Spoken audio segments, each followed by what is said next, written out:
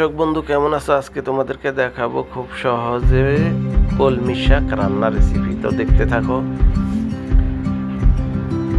এগুলার আমি ধুয়ে পরিষ্কার করে নিলাম, পানিতে ভিজিয়ে রাখলাম। আমি কড়াইয়ে তেল দিছি, সাথে পেঁয়াজ, রসুন এবং কাঁচামরিচ এগুলা দিয়েছি। তো পাক করবো রুই মাছ দিয়ে। দেখো রুই মাছগুলারে আমি মাথা, লেজা এবং মাছ সবগুলো একসাথে আমি পরিষ্কার করে এগুলার তেলে ভেজে নিচে হলুদ এবং শুকনা মরিচের গুঁড়া দিয়ে যখন মাছগুলা ভাজা হয়ে যাবে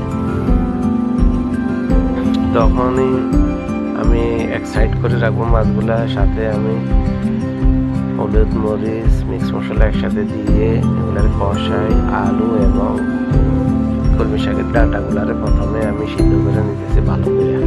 দেখো মাছের কালার কত সুন্দরই না হয়েছে। এভাবে মাছ ভাজি করলে একটা মাছ দিয়েও অনেকগুলা খেয়ে উঠতে পারবো একবারে আঙ্গুল চেটে ফুটে। দেখো তুরাইফ, এটা হয়েছে আমাদের সৌদি আরবের আল তুরাইফ।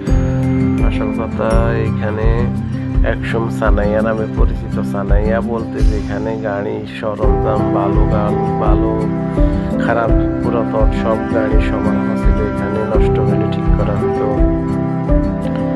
তারপরে গাড়ি মেরামত করা হতো, গাড়ির যত সরঞ্জাম আছে সব কিছু এখানে পাওয়া যেত।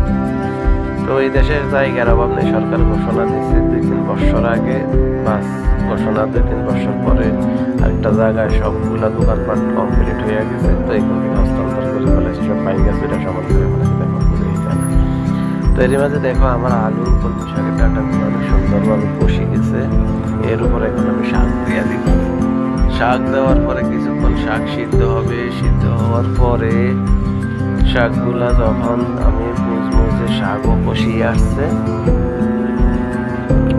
ঢাকনা দিয়ে রাখছি। ঢাকনা দেওয়ার পরে শাকগুলা যখন পুরো কষানি হয়ে গেছে এবং শাকগুলা নরম করে ফেলেছি আগুনের তাপে, নরম হওয়ার পরে আমি সাথে গরম পানি আছে, গরম পানি দিয়ে মাছ দিয়ে দিব। মাছ কিছুক্ষণ ঢাকনা দিয়ে রাখবো। আমার সুস্বাদু কলমি শাক রেসিপি হয়ে গেল। তো আসলে সৌদি আরব যারা আছো তোমরা সাবস্ক্রাইব করিও চ্যানেলটাকে এবং লাইক শেয়ার করে